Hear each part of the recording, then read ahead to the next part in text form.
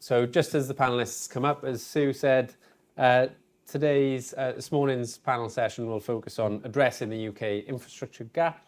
As we've just heard from Spencer about the very physical infrastructure needs, I'm sure we will broaden that out a little bit as well. I will ask the panelists to briefly introduce themselves as we tackle the first question. I think I will start at the very far end, given that I think KO Data have set the scene very well on the data center side. And just opening question, sort of why does having the right physical infrastructure in the UK matter to be a world leader in research and innovation? Thank you very much. So I'm Helen Yules and I head up our research and innovation policy work at the Royal Academy of Engineering and have lots of interest in the topic of infrastructure. But the two things on my mind at the moment are around infrastructure for quantum industries to really accelerate and succeed in the UK, and also deep tech. Maybe we come into a dangerous discussion of what is deep tech. But to answer your question, I would say it's about accelerating and attracting more innovation to the UK if we've got the right physical R&D infrastructures.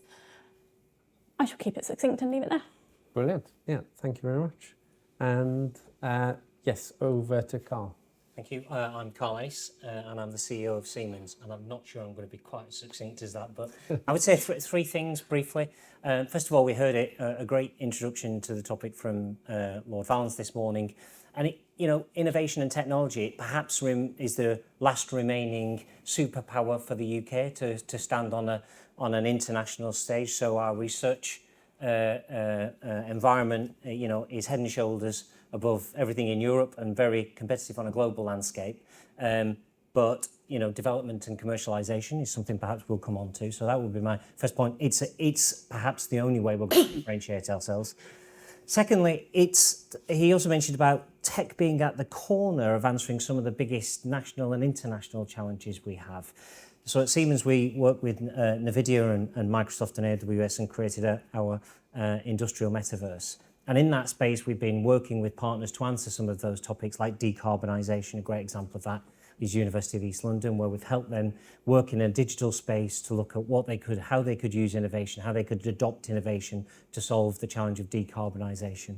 A little bit close to home from the water challenge in the UK, we've been working with the University of Sheffield and with Severn Trent and Northumbrian Water about how we can use Internet of Things enabled devices and artificial intelligence to predict system failures before we have that could eventually lead to unwanted discharges. So I think that the tech from a sector on its own, yes, but it is as an enabler to many other sectors is huge. And third and finally, I would say from an industrial perspective, it's perhaps the one lever that we've got and we've not properly used yet to deal with the productivity challenge. And when we talk about that, we often people start to think that's about the people. Actually, productivity of UK industry is not about a lack of the quality of the people we employ. It's a lack of our ability to have invested in new technology over the years. So those are three good reasons for this to be something we need to be talking about. Great. I'm sure we'll come back to some of those. Professor Dame Odley. Hello, yes, my name's 𝗨𝗲𝗀𝗀𝗀𝗀. I am the CEO of UK Research and Innovation, which brings together 7 disciplinary research councils, Innovate UK and Research England, that puts the block grants for research into English universities in collaboration with equivalents in the devolved. We manage a very broad and diverse investment portfolio with the flow through of which is about £9 billion a year now. And infrastructure is obviously a core part of what we do. I view it as our responsibility to think about the health and vibrancy of the whole research and innovation system in the UK. We are a unique node in that system, and we have the opportunity to think about that balanced investment portfolio. I think there is a danger when you focus on one part of that you unbalance the portfolio. And so one continually has to ask, what's the balance between investment in physical infrastructure and, for example, what I would call social infrastructure, which is not only the skilled people and so on, but also the networking across those people so that ideas and knowledge and know-how can flow. So our job is to manage all of that in a way that's balanced, and it involves not just how do we get, the right, how do we deal with, as we've just heard, enough data centres. We are also investing, of course, in renewable energy, in the UK's contribution to the small modular nuclear reactor debate, and in wind. And we're also investing in, lower energy chips, and how you might then redistribute the hot water that comes out. I mean, you have to think about this as a whole integrated system. If you chunk it up and focus on single parts, you actually lose both competitiveness and the connectivity that actually fuels the whole thing in the first place. So happy to talk about infrastructure, but in a wider context. Brilliant. I think that is a useful reminder. Over to you. Hi, I'm Doug Lohwe. I'm the CEO of KO Data. Despite this distinctly retained American accent, I've lived in Europe now 30 years, and based on this morning's results, I think I'm here for 4 more. But all seriousness, the events that we just heard about this morning actually creates an opportunity for the UK. Without a doubt, Spencer's graph that showed the distribution of compute that's happening in Germany and in France. We have a genuine opportunity now not only to be a quality place for infrastructure, a quality place for compute, but also a safe place. And so as the unfolding events of this morning become more and more real, it's really important that the UK embraces its designation of critical national infrastructure and says, let's make it even easier for this compute, for AI workloads to be able to have a home, to be able to have that home not just be here in London, but Manchester is a great location to distribute compute. So there's a silver lining, and that silver lining is genuinely providing a catalyst to be able to accelerate AI and have it find its home naturally here in the UK. Great. I'm sure there will be some questions from the audience on that. Helen, you did leave yourself dangerously exposed to a follow-up question. I'm not going to ask you, maybe you can wrap in what is deep tech into this answer, but sort of when you look at the wider infrastructure, as well as maybe some of the social infrastructure needs of deep tech, what does that look like from your perspective? Sure. Well, I set myself up because I'd prepared and because I might have known this question was coming. So I am going to say how I'm describing deep tech to give context to the answer here. So we look at this as companies that are dealing with really complex and cutting-edge technologies that normally require a significant amount of R&D and are also capital and time intensive. And that means it covers a broad range of sectors and technologies. That means they're operating in all sorts of different ways, but I think we can broadly collect the kind of infrastructures that are important into 3 different buckets for these kinds of scaling deep tech companies. So you've got the physical office and lab space that they need. That's not a deep tech specific concern necessarily. Although I would observe there was some data published last year about the real need for more lab space in the Golden Triangle. I think it was life science companies in particular. There was a need for more lab space of about 2.2 million square feet, and there was about 385,000 available at that time. I think it's also what's in those kind of infrastructures, those lab and office spaces, the comment about the weight of the data centres. I'm familiar with some companies that have been trying to work in some of the incubators and accelerators that are available, and one of them has really struggled because of the floor loading with the equipment that they needed to bring in for their company. So you've got the physical space where they need to be able to grow. There's also what I would call the supply infrastructure here, again touched on already. Can they get the energy, the water, the compute, the grid stability that they need, and the telecoms high quality speed that they need for that as well. But also there's things around transport and amenities as well. I'm aware of a company that moved into a really beautiful innovation centre outside of the Golden Triangle. Lovely, lovely facility. Public transport's not great, neither are the local amenities, and they're now struggling to kind of attract and retain the talent. And the third bucket is turning into a catch-all, because it's all around the broader infrastructure to do with manufacturing and production and translation. How some of these scaling companies can access the infrastructure that they need to develop their prototypes, do real-world testing, demonstration, all of those related activities. And that's going to look quite different depending on what tech sector you're working in. So from the perspective of our quantum infrastructure review that we did for government earlier this year, we were looking particularly around nanofabrication prototyping. But in the case of engineering biology, that might be more around fermentators, bioreactors, and so on. So there's a whole suite of infrastructures there, both public-private and private sector, to be thought about. Brilliant. And turning to the rest of the panel, what are the, and Doug, you sort of mentioned the potential geopolitics positive of where the UK sits today. What are sort of where's the UK well equipped really to sort of advance deep tech and sort of, what are our comparative advantages compared to other countries around the globe around sort of advancing deep tech? Happy to start on that. I think the talent pool here is, with the sheer number of universities, it's really a gold mine and something that we can continue to develop talent and obviously hire it, and not just in the data centers that will house all of this infrastructure, but to also support the AI technology boom, which I think will find increasingly a center here with a combination of Cambridge, where we're nearby, and also Oxford University and others. So it's the people is always, it's one of the reasons I've stayed here is just because of the boom. Brexit obviously made it a little bit more difficult for others to come in, but it has just allowed us to be able to feature the folks that are born and raised here in the UK.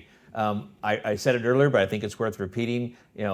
We have some pent up capability because we have unfortunately been so focused in on London, particularly in Slough. The fact that we now can welcome Manchester into the fold as a place to do that distributed compute is very powerful. I mean, you look at in France, Paris was obviously the center, but Marseille is now the 7th most interconnected data interchange in the world. And so we have an opportunity now to be participatory in that. If indeed there's a bottleneck in Amsterdam and there's a bottleneck in Dublin, the beauty of Manchester is equally along the connectivity spectrum and can provide a natural home and a natural alternative to be able to house AI workloads, cloud workloads. So I think a combination of the infrastructure and the people, and then if indeed Eastern Europe is always a little bit of a sore spot, but I think you're going to see it. You're going to see a withdrawal of any initiatives of companies putting AI or cloud workloads in Eastern Europe. It's just too close to the new frontier. And so again, I said it in my opening remarks, the UK can be a quality, but also now a safe place for compute. So this is a compelling event that's going to allow us to be able to capture a disproportionate amount of the growth. And even if we just stay with the averages, we're going to welcome huge amounts of economic growth. But now with just what's happening now, I think we're going to have more than our fair share of the pie coming to the UK. Great. Ottilie, maybe not just on the physical infrastructure, but also the social as well. Sort of where do we stand on deep tech sort of advantages? So I think the UK, we've heard already, has extraordinary strengths across the research base, broad-based strengths, which I think is absolutely critical for really making the most of this revolution that we're seeing. I caught the end of Ilan's talk, but I've heard him speak before. The kinds of stuff that you can do in the UK because of that breadth are extraordinary, and he's a brilliant illustration of that. It is built on the breadth and depth of the investment that UKRI, but also universities and companies have put in over many years. That mean here is that kind of community, that melting pot of stuff that we can really exploit. What we need to build into that is connectivity. I think that's where we are perhaps the weakest. The real dynamic join up where people move around the system, I think, is critical.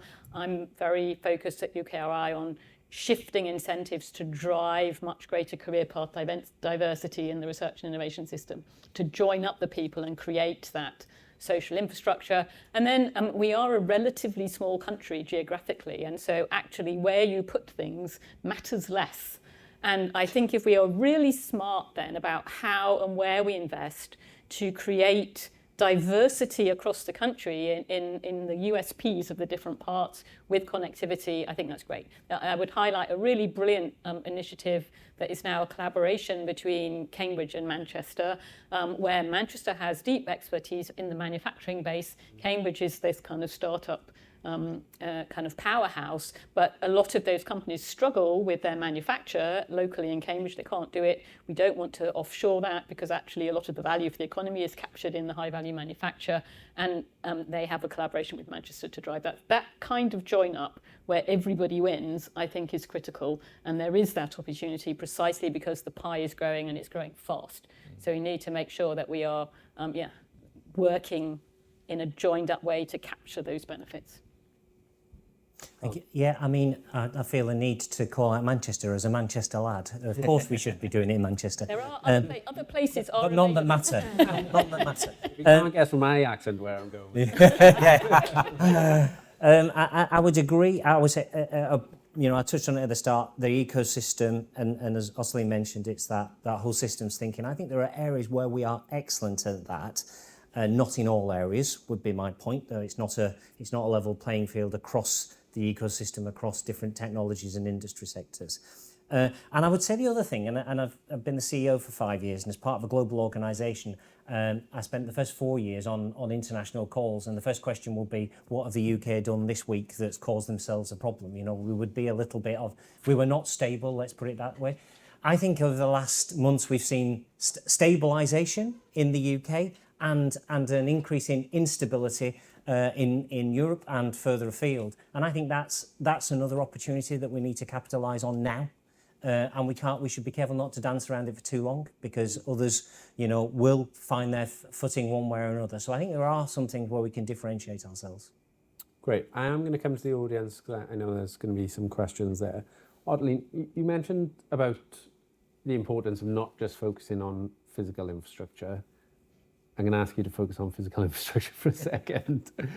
When you come to looking at that, how do you balance sort of the demands for physical infrastructure access sort of within the UKRI family, between ARIA, the research councils, other groups? Is that a challenge in terms of the sort of the demand for that sort of physical infrastructure, and sort of how do you go about doing so? So we run a lot of national facilities, and we directly fund a lot of national facilities that are inherently national facilities. Yeah. And actually part of the expertise that you need in running those well is good understanding of how to prioritise and how to ensure that they are maximally used in a way that also maximises the flow through of users so that everybody can get access. And there's also usually a huge diversity of users, from people who are incredibly expert and just want on and off the kit, and people who really need their hands held to get there. So I think we have a lot of expertise in exactly that area, both from the Hartree Centre, which is supporting SMEs to access AI, through to the 𝗍𝗲𝗰𝗵 source, which is supporting access for a whole range of users to a very highly specialised set of techniques. And it as ever, it's a portfolio management thing. Are you balancing your investments across the piece? Are you investing in the right sort of stuff, understanding the communities that want to use it? So it's very easy to kind of say, oh, we just need more infrastructure. If you scoop money out of the communities to put it into the infrastructure, there's nobody to use the infrastructure. So it's always about balancing. And I think, I kind of would say this, wouldn't I? But it's one of the extraordinary strengths of the UK system now is we have UKRI, which is a node that connects up all of this stuff. It's a place where you can look across, and we have those deep relationships with the many communities to see what's coming over the horizon and what you're going to need. And we have now a UK infrastructure roadmap that we're just doing a refresh for, that balances the really big long-term investments with the shorter, local bit of kit for this. We can do that in a way that most countries either can't or won't, and I think that's something we really need to capitalise on. And if I can just add to that and completely agree with that, the other decision we as a country need to make when you're doing that, where do you put your investment, is leadership is about deciding what not to do. Any half-wit can stand at the front and say we're going to do everything, and you're going to fail. Right? So deciding what we want to be good when we grow up at is incredibly important and very difficult. And actually, for a while, we've been let the market decide, and the market will tell you. And yes, it will. But can I just point out, by the time it comes to the market telling you, someone else has already become an expert at it, and it won't be us. So we have to make those choices, decide what we want to get good at, and then be prepared to make those bets. That's critical.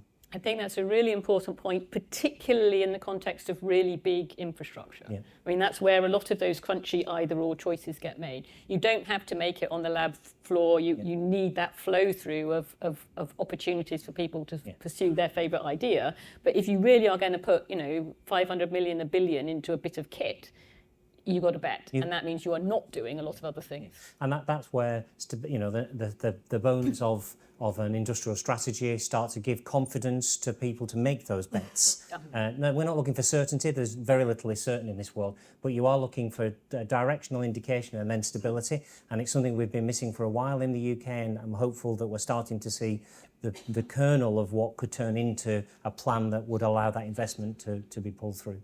I think building on that balance theme, which is really important to get the balance between infrastructure and the people aspect as well, I think what's really important is to embrace the term acceleration. We are really somewhat stuck in the mud in terms of getting planning permission that can go much quicker in the US, for example, and just really making sure that this access to renewable power, it's really, really important that we cut through and say there's a lot of people that it's been a little bit of a gold rush because of AI. Everybody wants to put in a power application and wants to reserve power. We need to declutter that, get rid of the zombie power applications. If you're first in the queue and you're going to go build a data center that's going to support AI, give permission to that company to go do that now. It doesn't have to be a greenfield spot, to Spencer's eloquent point earlier. It needs to be just cut through the red tape and allow for that infrastructure to move forward so we can uplift and take advantage of this opportunity in front of us. Well, and the benefit of brownfield is there's often copper in the ground already there as well, I guess. So that's, We're not using the copper. We got to go to fiber, but you're for the power. The infrastructure is in place, and it's just repurposing it. That's what happens in society. We move from old to new, and we can repurpose buildings and use them for the future. Yeah. Right. We'll turn to questions from the audience. I'm sure there are some, because we've already covered a lot of ground. Clearly a very shy audience for this panel. There is one person right at the back who's bravely put their hand up now. We'll come down to the front.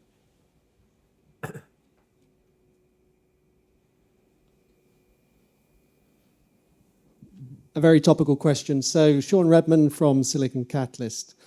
We've got an American accent on the panel there as well. So compare and contrast when you look at the US economy and what it's created in terms of its growth drive, which has been completely technology driven, mostly venture capital backed, and you compare it to the UK.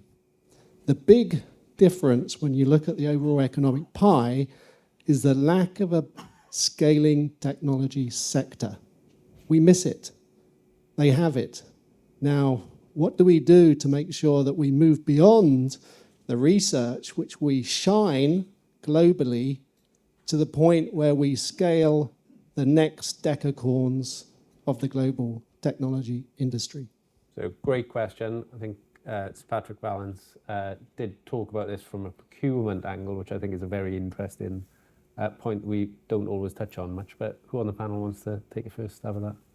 I mean, I would completely agree. We as I touched on at my earlier point, I often say we're great at research, we're average at development, and we're rubbish at commercialisation.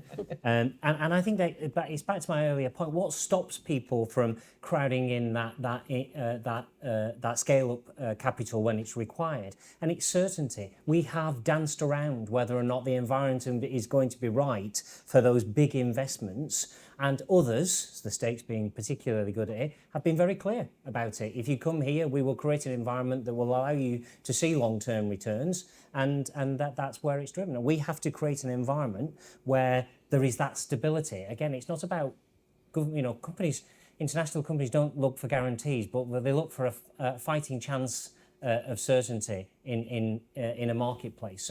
So I think it's that deciding what do we want to be great at, and then sticking to it, articulating that, and creating regulation, constructive regulation that allows that to happen. Yeah, I mean, I would highlight and there's a huge amount of work on understanding the scale-up challenge we have in this country. And different people like to focus on individual things, and I'm a systems person. It's a systems problem, and we need that certainty, but we also need, the other thing that Patrick did in his previous life was introduce into government the Science and Technology Framework, which sets out the 10 different things you need for any of this stuff. And it includes regulation and skills and different kinds of investment and that strong, stable signaling that you talked about. And I think that will be reinvented as a kind of toolkit to help us deliver, for example, the industrial strategy, which is emerging. And I agree, we are at a pivot point where we have an enormous opportunity as a country to step forward and actually deliver from the extraordinary potential we have in our people and our culture, as you mentioned. I mean, building on that question, it is very frustrating that all of the major cloud and AI companies are headquartered in the United States. Google, Amazon, Microsoft, they're all West Coast USA, and even NVIDIA, with their powerful chip, United States. It's a journey that the UK has to go on. We're not going to birth a cloud services company or an AI company here to match those in the short run. But what we can do is welcome those cloud providers into the UK to be able to put their workloads in our infrastructure and provide those platforms to allow for innovation from an AI perspective and new applications, new technologies, synthetic drug trials, whatever the case may be, on top of that infrastructure. That's where we can have innovation here in the UK very, very quickly, trying to birth and grow a native cloud services company or AI infrastructure company. It's too late for that, but that doesn't mean the UK is left behind. We have a genuine opportunity to build on those platforms and welcome them into Manchester, into London, and then the innovation from our research communities and companies out of that. That's when we'll be able to take advantage of and move the needle and take a more leadership position. Helen. Yeah, I agree with all that's come before, particularly ·Ottoline's point about it being systems. A component of that system is also around the scale-up funding, the VC funding, which Lord Valence spoke about as well.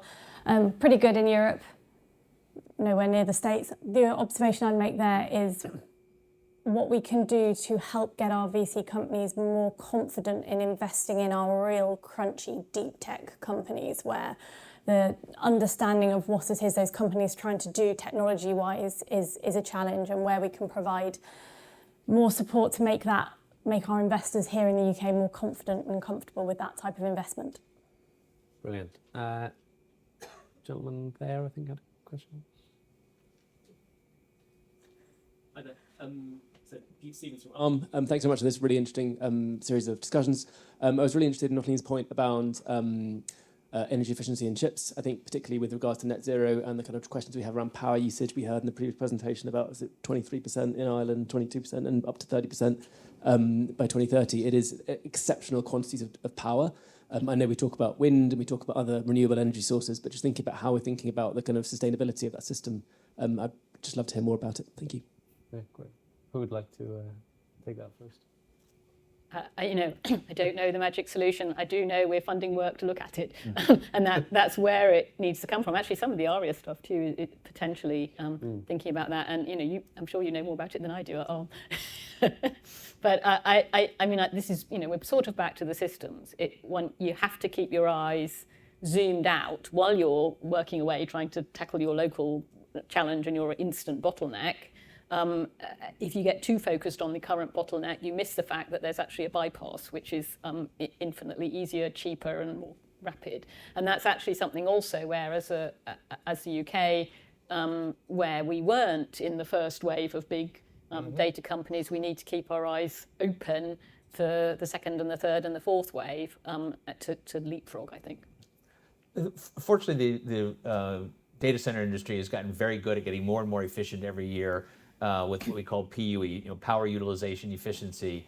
And unfortunately, in the short run with liquid cooling, it's actually going backwards a little bit because of the fact that ARM and NVIDIA and others have created a problem because it's really difficult to cool these chips. They're just, they run at such a heat level that you can't use air anymore. It's got to be liquid to the chip. But we'll go through that same efficiency curve. But in the short run, the best thing to do, instead of just continuing to have this bottleneck in 𝗧𝗏, let's distribute the compute. Therefore, we can leverage the power infrastructure that does exist today while we're trying to innovatively solve for new power in the future. So there's sometimes some elegant short-term solutions that is just about spreading out literally the workload and then going on that continuous journey of efficiency that fortunately the data center industry has actually gotten very good at. It just needs a platform and a speed to market that allows us to be able to move up that learning curve faster versus slower. I mean, the other thing I would talk about is the energy system and the innovation we're talking about, on the chip. But actually, we need to innovate in the energy system as well. So when we talk about this, the answer is, it makes me smile. We will talk about how, we need to build again the transmission system in the next 10 years that we built in the last 70. Yes, if the answer is the same going forward as it was going backwards, but how many in the room think that's a good idea? And perhaps our future solution for energy, and we have one of the most intelligent transmission systems in the world and one of the dumbest distribution systems in the world. Really, perhaps we need to address that at the same time. Doing the same and expecting a different outcome, as somebody on the stage said earlier, is the definition of stupidity. We need to innovate in all areas of the system, not just on the bit that we're all focused on. What is the implications of that, and how do we innovate in those systems as well? Right. Gentleman who's been waiting very patiently. Hi, good morning. Joseph Bambridge from Politico. Very interesting discussion, and a few of you have kind of touched on the benefit of policy certainty that a new government has brought. As a kind of challenge, if I may, kind of around the election, there was, Helen, as you mentioned just before, the report from the Royal Academy of Engineering on infrastructure for quantum. Just before, there was a similar report from the Institute for Manufacturing on infrastructure for the semiconductor sector. One of the new government's first announcements was to pause an exascale computer. And in last week's budget, although there was a record level of R&D announced, there was no recommitment to the £1 billion semiconductor strategy or the £2.5 billion quantum strategy. And we know, looking ahead, that although the government has increased its capital envelope, a lot of that is front-loaded, and the picture beyond 2026 is quite uncertain. So, sorry for the long-winded question, but I guess what I wanted to ask is there really certainty, at least from a kind of government and fiscal picture, or is it the case that what's needed is just a kind of direction, and it's the private sector that can actually bring the capital and investment to meet that? Great, good question. Who would like to take that first in terms of, direction of travel, leveraging private capital as well as public? Share some thoughts, which is probably not going to answer any of your questions directly. Is that the government have launched the Industrial Strategy Green Paper. So 6 weeks to respond. That's what I'm doing after this. This is an opportunity to set out a direction. And there's a lot in there, and there's a lot to come out the other side in terms of priorities. There's these growth-driving sectors, mention of foundational sectors, mention of emerging technologies. And the thing that's really on my mind with that at the moment is the systems point. Where are there opportunities for infrastructure, big bets that are going to catalyse and work across multiple of those sectors that underpin it? Something, I'm sure I'd hope there's something in there that does for quantum and semiconductor, does benefits for both, which will lead into the advanced manufacturing, et cetera, et cetera. So I'm contributing to that conversation and waiting to see what comes out the other side of that in terms of strategic direction setting. I would say it's about private capital is the direct answer to the question. If you look at a renewable sector, Yes, it was seed funded by government using CFDs, but all of the capital that's in there is private capital. So why did they put the money in there? Because the indications were, we're not looking, you know, of course it would be great, wouldn't it, if you could just guarantee for us that what the future is going to look like. The reality is that's not the case. What was really interesting, the budget, by the way, the budget was not a panacea for everything and that's it, we're all skipping around the place. It's not that. But what was nice is huge surprises in the budget process. And I think that's the bit that we've started to get good at is consulting, discussing, sharing and then moving forward. And not everybody's going to be happy, right? You know, so I'm not saying, oh, if, you know, all industry, all sectors are going to be happy. They're not. The reality is when you choose winners, you instinctively create losers, right? But that's the reality. We can't be good at everything. We are a small island. You know, we have to recognise the situation we find ourselves in. The risk is if we don't choose winners, we certainly will lose. We can choose winners and still fail, right? Okay. But actually, if we know a certainty for failure is not to choose. So, I mean, yeah, I think, you know, the steps are there, but clearly there are still at least as many questions to be answered as were answered at this stage. The investment is definitely going to come from the private sector with hopefully strong support from the government, or at least not getting in the way. The capital envelope for KO Data to build its data centers to support this, not just this speculative build. These are genuine customer demand saying, we'll take 100 megawatts in every location, you can build it, and they're ready to go. It's going to cost us £5 billion in capital. And I actually went to New York and met with the investment community, both the lenders as well as the private equity and overall equity firms that are specialized in this area. And we weren't laughed out of the office. They want to be able to support that. So there is an opportunity. And I with due respect, I think we need to stop apologizing for this being a small island. It's a great island, and take a more glass half full approach. And ask for the money, but I think you're going to get it, with open arms from the private sector, and be bullish about it, because this isn't a hypothetical thing. This isn't a maybe if we build it they will come. There is genuine demand, genuine economic opportunity, genuine growth for this country. But just get behind it and support it.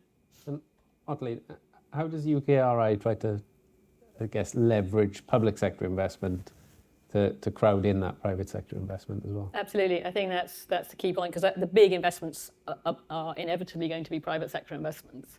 But we need to provide the environment that really draws that in. And I'm not apologetic about the size. I think it's a strength. I agree. Because I think we have this extraordinary breadth of expertise. We can join it up if we work more smartly, and that can create the kind of magnet, both for the money and the talent and the growth that we need to generate the positive cycle that really connects, the innovative businesses, the innovative public services and the public procurement with thriving citizens. That triangle is the join up that we need to make to really drive things in a positive direction. And if you don't have that long-term vision and the connectivity, you wind up with creating a debt trap. And that's the kind of teetering brink that we need to take forward.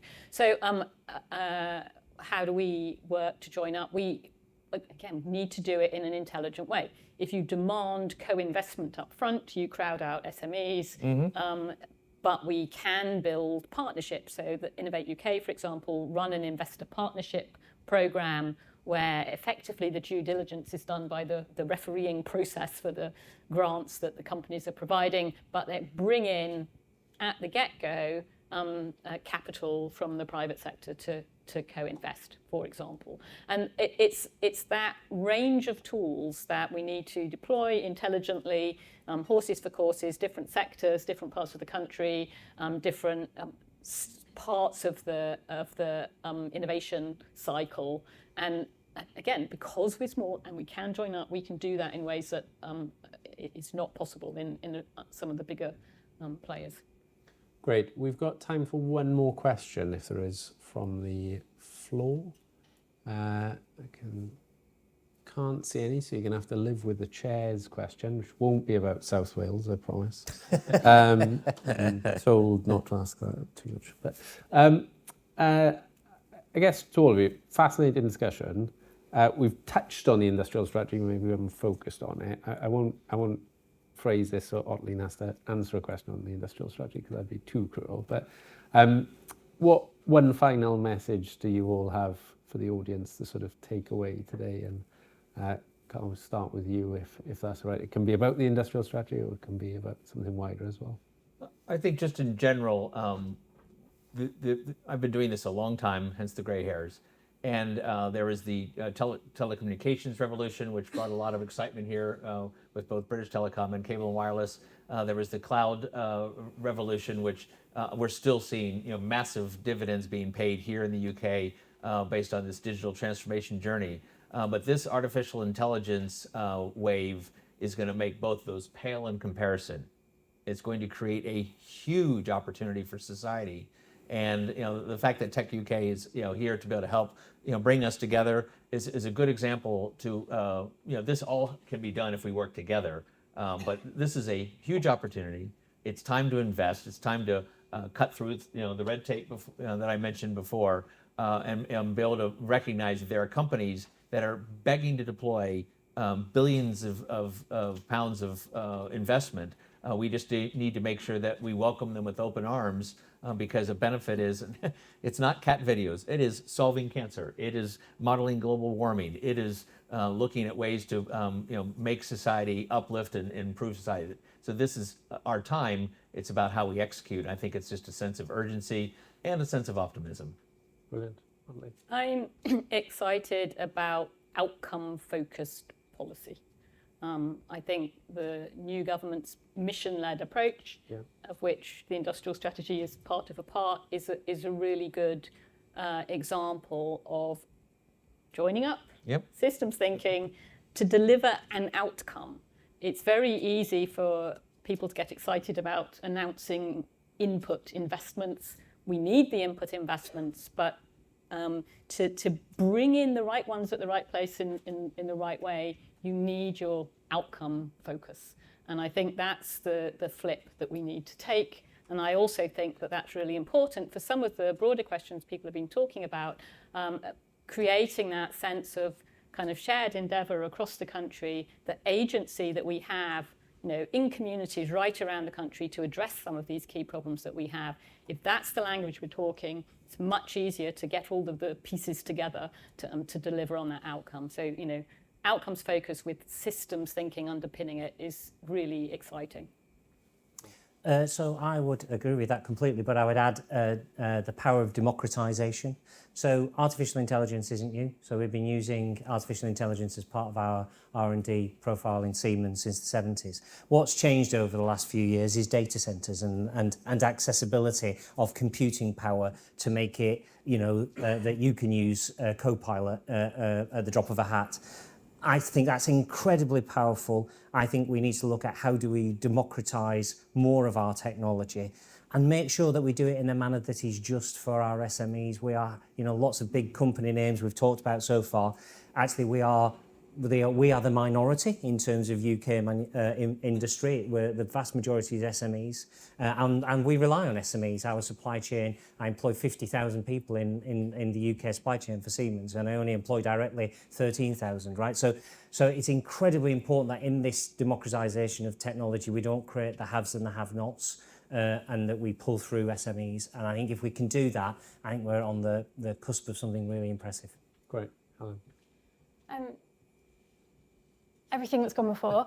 I'm going to add into the mix here that the infrastructure and the companies are only as good as the people we've got that are able to have the vision, create them, working them.